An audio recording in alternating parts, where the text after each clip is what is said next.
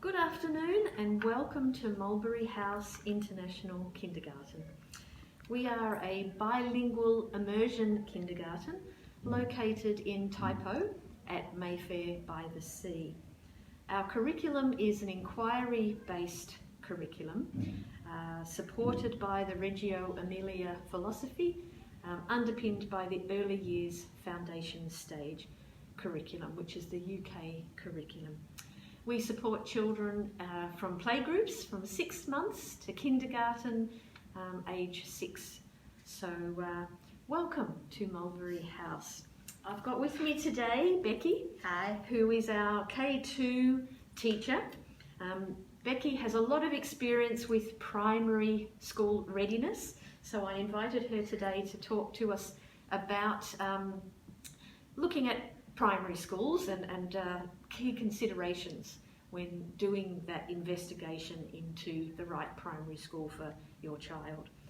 Becky is from Perth in Western Australia, and she's got over 10 years experience in early childhood education, both in Australia and in Hong Kong as well. Yeah. So my name is Susan. I'm the principal of Mulberry House International Kindergarten. I have been in the education field also for about 15 years. I've worked in both local and international schools in Hong Kong, so we can bring our expertise, experience and understanding from both of those areas to help in this discussion today about looking at primary schools. It can be a very challenging time for parents looking at primary schools. We do understand the stress. We understand that you all want the best school for your child. So we're going to give you 4 key considerations today to think about and to look at when you're considering the right primary school. So, what about, let me ask you a question, Ms. Susan. Sure. What do you think a parent should look at when they are looking into a different primary school? Parents often start their search by asking their friends, True. which is a good idea. You want to know what other people think about the school. The problem with that is that it's often an emotional view. So your friend will say, I really love X school, my daughter's very happy there. And another friend will say, I really love Y school, I'm really happy with what she's doing. So you go away thinking, oh, they're really happy with those 2 schools. So you're thinking about choosing those schools, right? Yes, that's right. Yeah, that is actually a very good start. But I think, every time we hear those, comments, I think we should look deeper. We should ask questions, to get to know why they like about the school. Yes. Is it because, the curriculum that they're using very suitable for your child? Or perhaps they like the school environment. Some kids love running. They like big space. Yes. Some kids are just happy to have a big music rooms or big libraries. So, why is that make that school so great? What are some of the experience that you have, perhaps with the teaching staff or some great moments, like a great example that you have from your kids. So ask those questions, get to know, not just, it's good and it's great. Okay, so be specific. Ask those friends, why does your daughter love X school? And what is it about Y school that you think is really good? So let's be a little bit more specific and get more information. So, key considerations that we were talking about. I think the first consideration is to start with a discussion about your family and what you want for your child. That's really important. Start with your child and start with your family and your values of what you're looking for. Yeah, families are #1 keys. Perhaps you can use your own educational backgrounds to, your parents, your mom and dad, see where they at and what they believe in, because you want to make sure that conflict is fixed before you're choosing the right school. After you have some ideas about where you want to head to, you should look into your child. Now, what are some of your child's strengths? That's really important. What are some of their interests? What is their preference? Because, it is them that who's going to that school. So we want to make sure that we are finding the right school to best match for your child. Yes. So, any other suggestions that Ms. Yes, Yeah? I think you should also look at the curriculum that you're looking for. Some schools have a very heavily academic curriculum. Some schools have more of a humanities and arts-based curriculum. So it's really important to look at those curriculums, think about your child and which curriculum might be best suited for your child. You know, often as a parent you want the academic because you want your child to, you know, have a career and work in a particular industry. But you need to look at your child and ask those questions. Is my child academic? Does my child enjoy the academic side of things? Yeah. Or are they more a student who's going to get more out of the humanities? So, you know, start looking at those kind of factors as well. Yeah, and of course also looking at the language as well. A lot of schools using different language for teaching. So some of them may be bilingual or duolingo, they do it all at the same times. A lot of the schools may use English as the main teaching language, and then they have Putonghua as a subject. Some of them do multiple language. They could be Japanese or could be Spanish. So you might want to look at that to see if that fit into your family. Just say if you're a family who only use English, are you going to be able to support your kids when they're learning Putonghua? If they're doing a 50-50. Yeah, that's right. because if you can't support them at home, it's really difficult for them to do it at school as well because they need some extra support. So because of that, you might need to, hire a tutor or someone who can support them after school. Yes. So that is factor these kind of things in when you're thinking about the different primary schools. Another thing to consider is homework.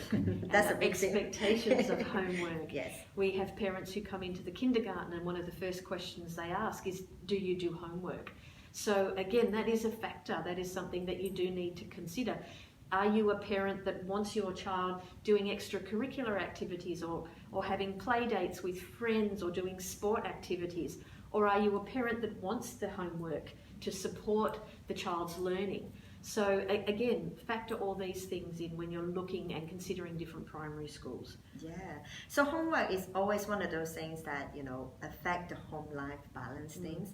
So make sure that you're choosing the right school to keep the peace at home as well. Yeah. So other thing is about the location of the school. Now, would you prefer somewhere that is a walking distance, which is great to me, that's great factors, or a lot of times that you might have to travel. Now, the important things is that remember your child will be at that school 5 or 6 hours a day, plus the travel time. That's going to be a very, very long day for them. So I always want parents to make sure that they acting that factor into the school life as well. Yes. So that's very important. Yes. Yeah. And the last one that we've got on this list for consideration number 1, it's a long list, is budget. Obviously, international schools particularly, have debentures, they have monthly fees. There's a whole range of different things that you need to, financial considerations that you need to factor into when you're looking at different primary schools. So do look at that information as well, because that, might make or break a decision on a particular primary school once you find out what all those hidden or additional costs are. Sure. Okay. Should we look at the factor 2? Yes. Consideration number 2 is to look at, once you've considered all those things and you've got an idea of your family values and what kind of school you're looking for, then go online and start looking at those schools in detail. All of the websites for the schools will have information on their curriculums and their philosophy and all the different all the different facets of what that school provides. So look online first, look at their philosophies, look at their curriculums, and then start with perhaps a school visit would be great. Yes. Yeah. And I would choose 3 to 5 schools to look at. Again, don't just do 1 or 2. If you're going to do school tours, you want to do a few so that you're getting a very good idea of what the different schools offer. Sure. Like I said, the school visit will be very important. It'd be great if you can do like a face-to-face tour. You can actually go inside the school and take a look. But at this current stage, perhaps they're offering a lot of online virtual tour. Please do not miss those virtual tour, because it's a time for you to be able to see the school, to see the inside, not just pictures and things like that. Now, what you have to do before the school tour is that drop down those questions that you would like to ask the school. Very important. Because yes, although there's all this information that you can get on the internet, but once you compare with your own list and to the school, there may be some extra questions that you would like to ask the school, or get more detail, or something that you might not understand, about the school. They like to use some jargons, and you might want to make sure that you understand everything before you start applying for the school. Now, my suggestion is that always bring your child to that school when you're doing your visits. Reason being, they are the one who's going to spend most of the time there. Their first impressions, their opinions, we should value that as well. And if just like now that they're offering online tour, may not be able to have the kids to do that virtual tour. Now you should get to know your child and look at it through their eyes, because some kids might like I said before, a bigger playground to run around. They're more sporty. Some kids love libraries. Maybe just one big library will keep them really happy. So look at it through their eyes and see how it goes. And if you're debating between, 2 or 3 different schools and you're really not sure, your child might be able to say to you, well, I really liked this school. Yes. And that might have been a school that perhaps you weren't even going to consider. So again, it is good to get your child's thoughts and feelings about the different schools. That could help for the final decisions as well. Yes, that's right. Yeah. So there will be things that you like and things that you don't like about the schools that you're looking at. But what you're looking for is the best fit for your child. So, some schools, again, might have more academics, some might have more sports. Again, look at your child and which one of those schools is the best fit. So it's not about finding the perfect school. That might be very difficult. But you can find a good fit for your child. We couldn't say it enough. It's all about your child. You should always looking at them and for them. Yes. Yeah, that's very important. Yes. As adults, we often have our own ideas on what we want for our children. But it is really important to take that step back and look at your child and understand your child, and then look at what is right for your child from their point of view as well. Yeah. So consideration number 3 is their year of birth. Each school has a year of birth criteria for P1, primary 1 admissions. So you really need to be looking at the 3 to 5 schools that you've chosen. Go back and look at that criteria, that year of birth criteria. Because if your child doesn't fit into that year of birth criteria, in most instances, the school will not accept you for interview that year. You might need to look at the following year. So you do need to have an idea of what that year criteria is. And again, unfortunately in Hong Kong, different schools have different criteria. They have different dates, different months that the child's birth range must fall within. So do check out that information so that you can apply at the right time. And you don't miss it. Yes. That's important. Yes. Regarding to dates and year of birth and all that, I often get questions like, my child's kind of on the verge of the cutoff dates. They're too young. They're still old enough to apply, but they will be the youngest group. They always get questions asked, is that okay? Should I apply, or I don't want to wait for another years and all that. Now, what do you do, Ms Becky? What's your recommendation? When parents ask me questions like that, I explain, what I have seen, observe about the child and let them know. I have seen kids that going in a younger age, perhaps the foundation skills of the child, perhaps cognitive skills or social skills, those are the basic skills that aren't as solid as they can be. So if the parents insist on, applying for it and want to continue that path, I always suggest them, look, you will need to give them the extra support that they will need at the beginning, because the foundations aren't as solid as possible. And for kids that who's normally in that range, I would suggest them to, stay on in kindergarten to continue, because in the kindergarten, you're able to, have those time to nurture those skills, no matter work what. On those foundations. Yeah. No matter what kind of structures, foundations are the most important stage. Yes. Yeah, so, none of this is a race. No, that's you right. You don't have to Very run good it through. point. Education is not a race. You don't get extra points for being the first one to complete and go on to university. It is better for children to have, as Ms Becky said, that solid foundation and to develop all the skills that they need to be able to move into primary school and succeed. And that's what we want. So sometimes if your child is born towards the end of the year, you've got options. You're actually in a lucky place. You can consider to stay on a little bit longer, really concrete those foundation skills, so that when your child moves into primary school, it's a breeze for them. They can very easily move on to the next step because those foundations are quite solid. So it's not a race. You don't have to rush off to primary school. There will be a place for you, whether it's this year, whether it's next year. It's about, again, looking at your child and what's the right thing for your child. Can you tick off the boxes for their socialization skills, for their independence skills? Do they have those basic foundation math skills and literacy skills that they need to be going into P1? If you can't tick off all those boxes and they are towards the end of the year of that birth year, then maybe it's good to let them stay in kindergarten and do a little bit more. Yeah, we want to help the child to have a successful start, so make sure that we have all those things tick off before they move on to the next stage. Yes. It's very important. It is important. Yeah.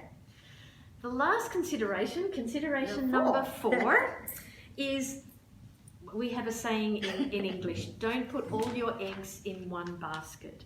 So basically that means don't just apply to one school.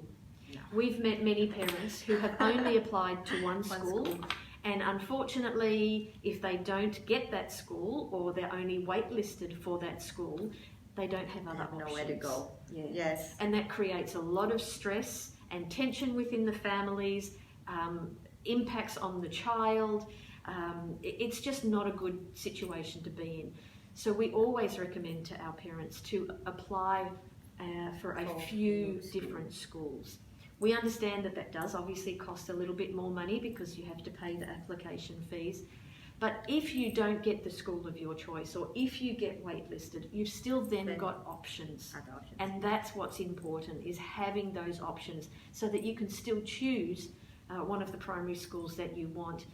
If you only apply to one school, you can be in that situation where when you then need to start applying to other schools because you've been waitlisted or you didn't receive a space.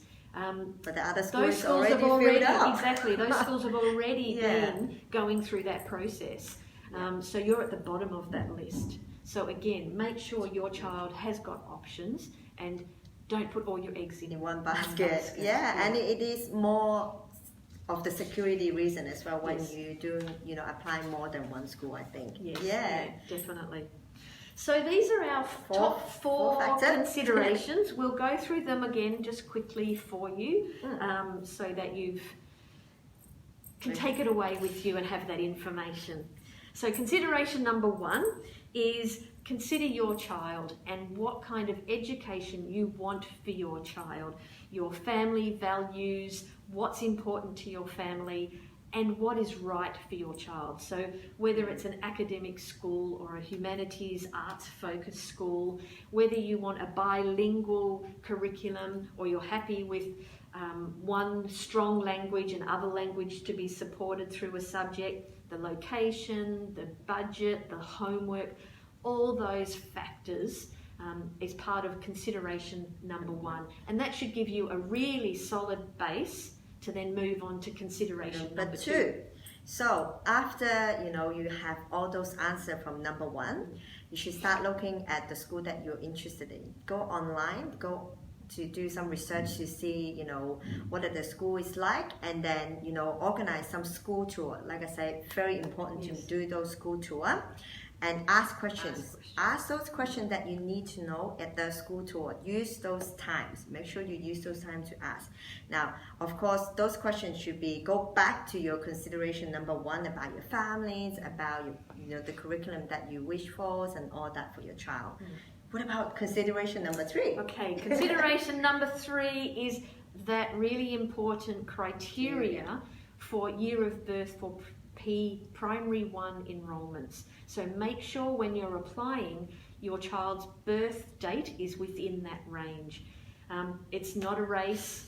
You will get a place in a kindergarten. If your child is that little bit younger, do consider what's right for your child, whether you want to continue in kindergarten and really solidify those foundation skills, or whether you think your child is ready to move to primary one. Yeah. And consideration number four. And last, like Ms. Susan says, don't put all your eggs in one basket. Do consider apply more than one school, because you will able to have options in the end, and that will probably be better than you running out of time and out of school and things like that. So make sure you apply more than one school. Yes, and these are the considerations that we tell our parent community every year to help you in making those choices. We do understand the difficulty of very stressful time as well. Yes. So we want to help you by providing some insight for you on that journey. So thank you very much for joining us today. Thank you, Ms Becky, for helping Susan. Share your insights.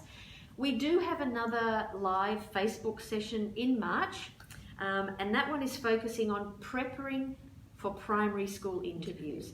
So 5 things that you need to know to be ready for primary school interviews.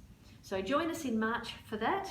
Thank you for your time today, and goodbye. We'll see you soon. Bye.